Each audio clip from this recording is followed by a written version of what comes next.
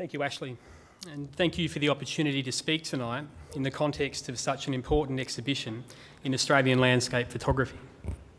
It almost goes without saying that the landscape genre is uniquely at home in a country like ours. Ironically, for the very urban population that we are, it might not be until we have the chance to stand in a gallery like this, during an exhibition like this one, that we're reminded of that. I say reminded because it's not as if we didn't already know how remarkable a country it is. It's just that pictures like these tend to prompt us to stop for a moment and to reflect on our own impressions, memories and ideas, and in doing so they have us consider our own sense of place, which is of course the point.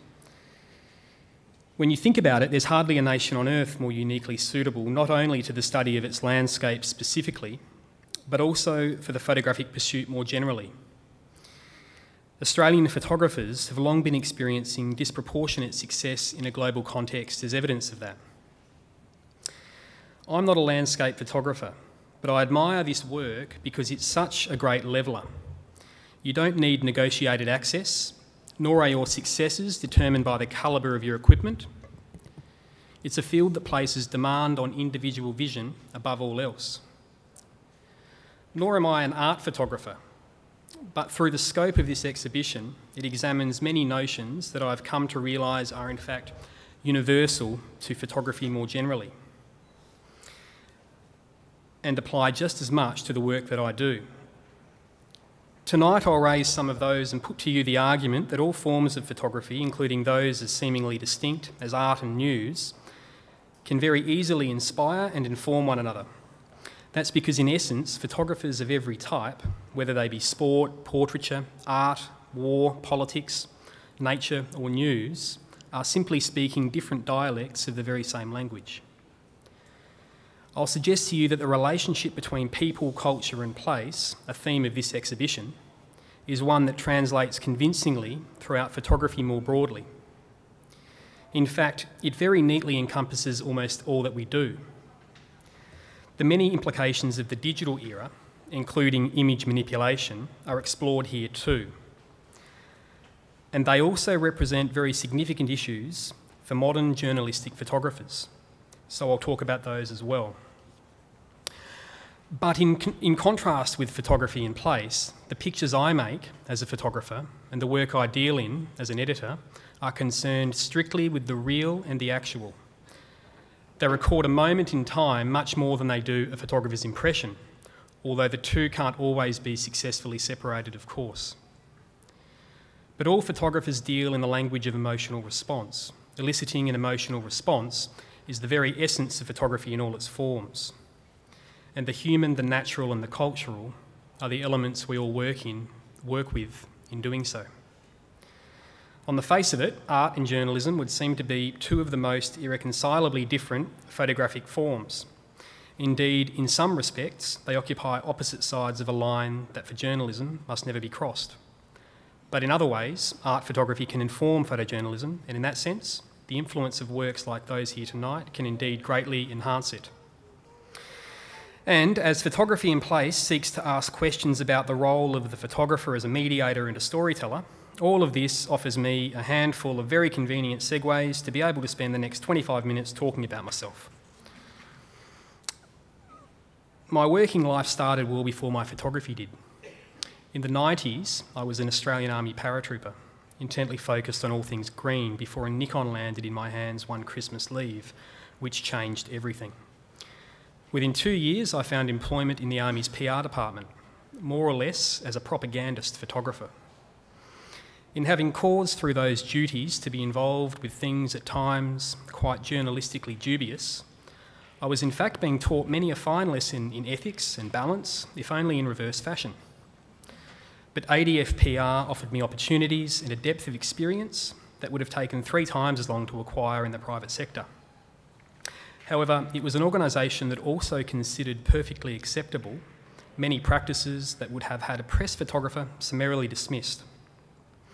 Are there not enough fighter jets in that picture? Why not copy and paste some more before we release it to the public? True story.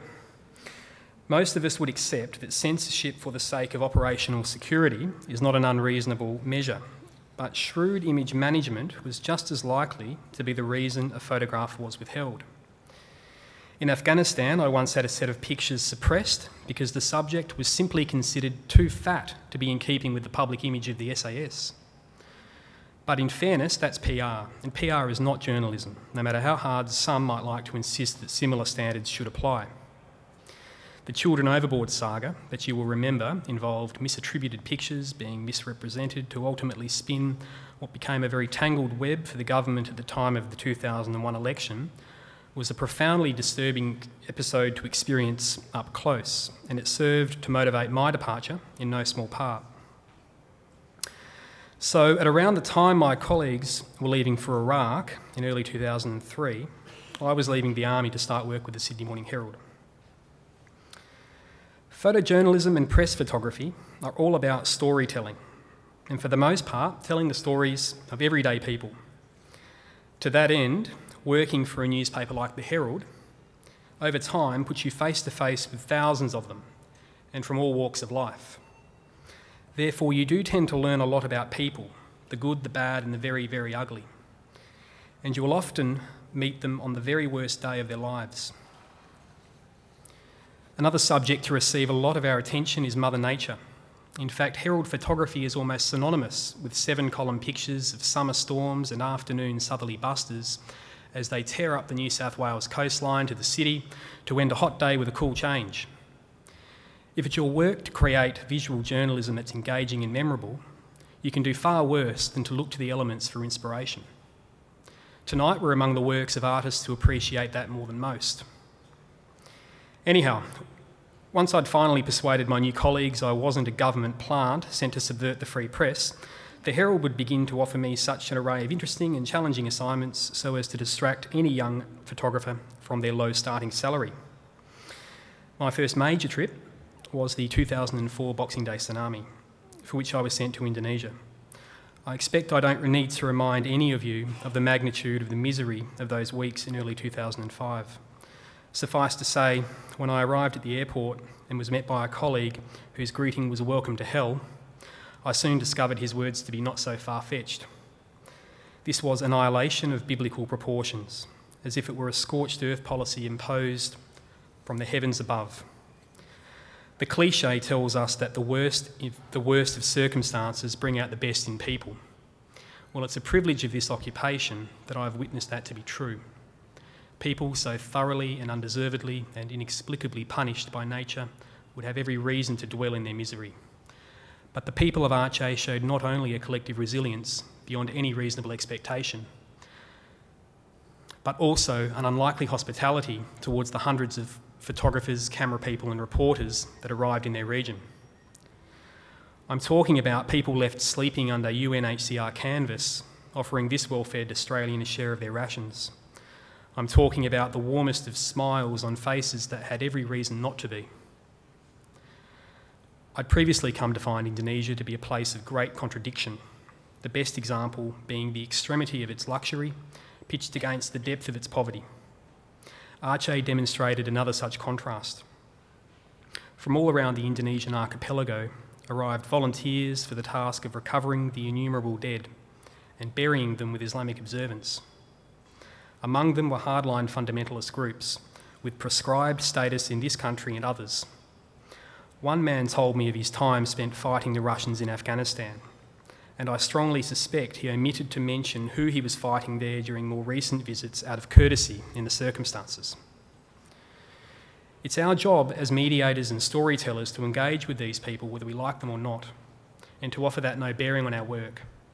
To that extent, I spent 2 days documenting this man, his group, and their unimaginable task. In doing such work, news photographers want to remain invisible. Achieving fly-on-the-wall status is the aim. Unlike reporters, they don't ask questions, they don't prompt a particular line of thought, and they don't seek to elicit a response from the subject. If anything, they want their camera to remain unnoticed, and the behaviour of their subjects to carry on unaffected. But observer's paradox is inevitable, so reducing its impact is a core skill. The common perception, of course, is for the role of the news photographer to be not quite so noble. Politicians think you're out to humiliate them. Police worry you're there to over-dramatise matters. Members of the public think we're all paparazzi. And publicists quite often just aren't sure what to fear first. Well, that simply isn't warranted. It's a relic of a reputation earned decades ago, and in that era, it was quite possibly deserved. These days, news photographers cast themselves as reporters with cameras and have imposed upon them ethical standards like no generation before.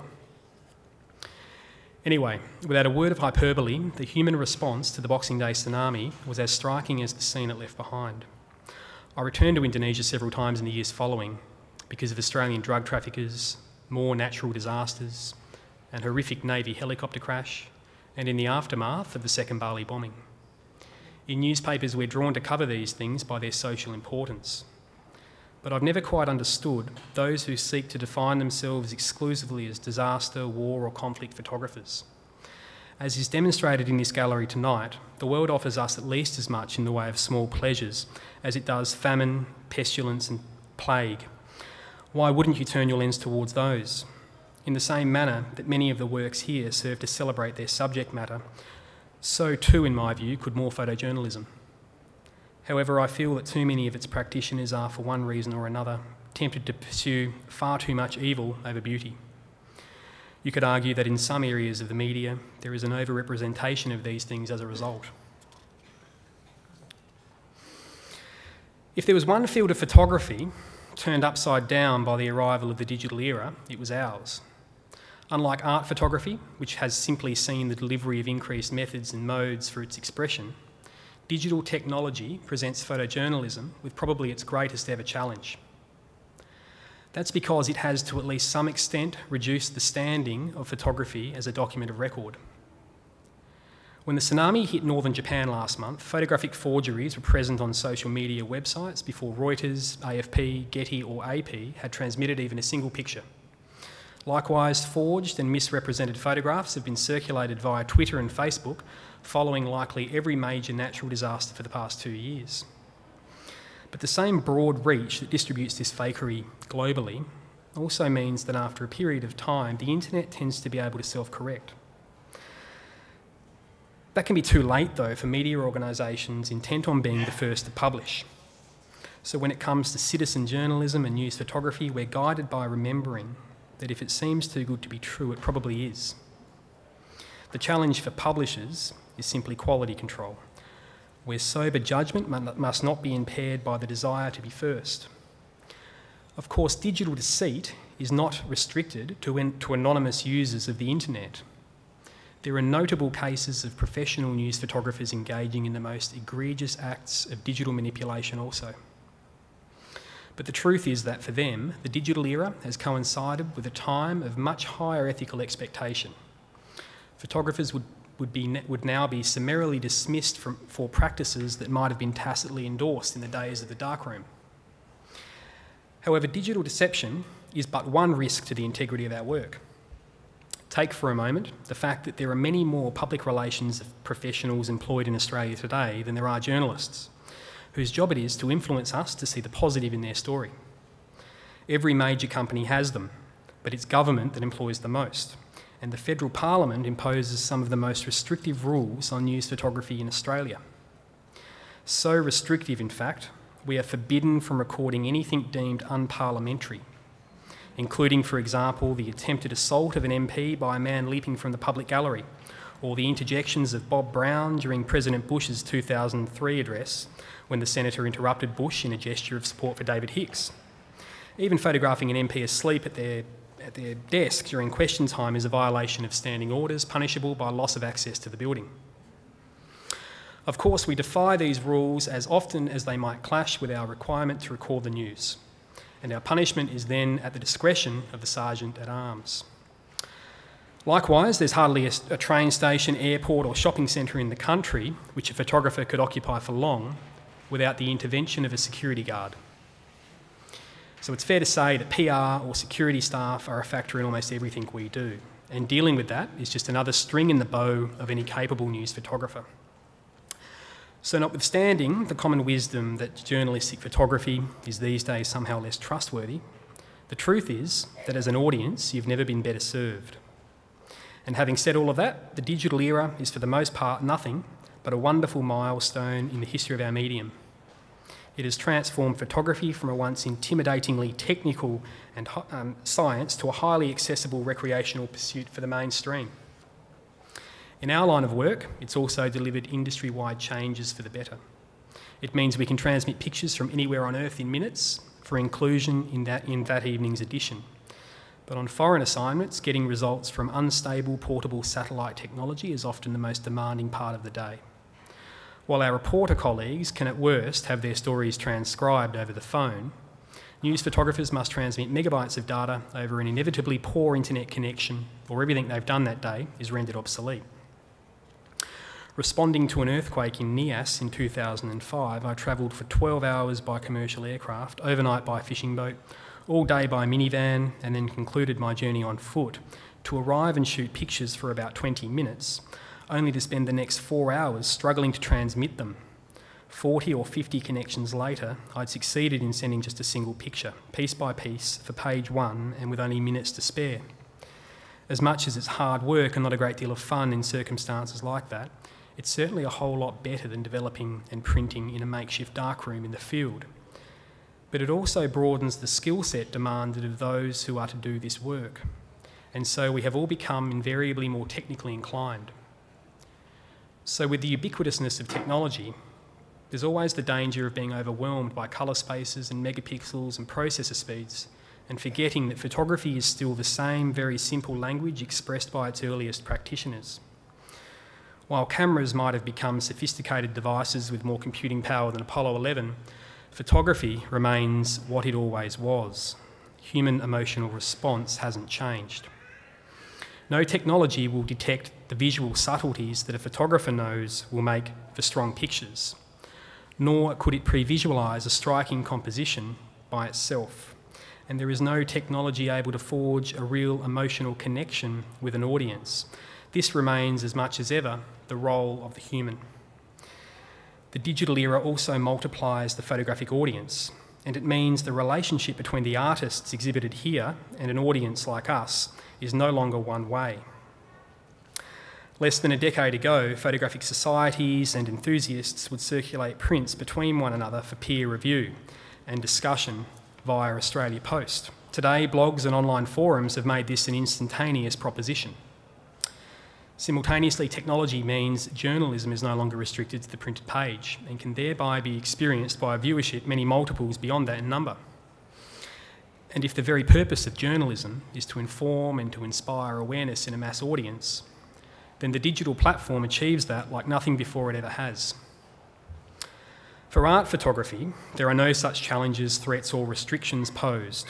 The digital era is much more of an opportunity and a lot less of a problem.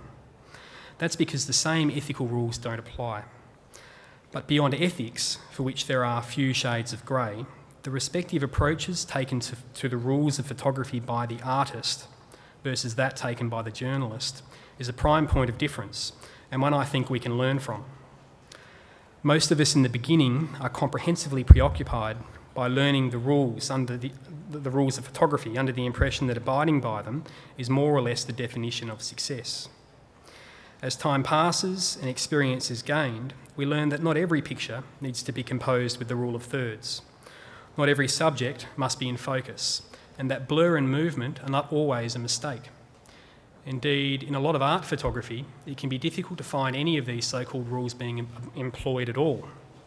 But it works, and that's of course the point. The best pictures often come out of a willingness to dispense with the rules in favour of a sense of what you know to work. This more abstract nature of art photography goes hand in hand with its subtlety, and it is subtlety that allows for interpretations to be so wide and varied and personal. News photography, in contrast, is very often far from subtle. It can frequently be direct, shocking and provocative. Although such directness has its place, it's not always necessary to lead an audience by the nose. Subtlety can be such a great tool in photojournalism because a conclusion arrived at autonomously is likely to be far more strongly formed than one that is essentially imposed.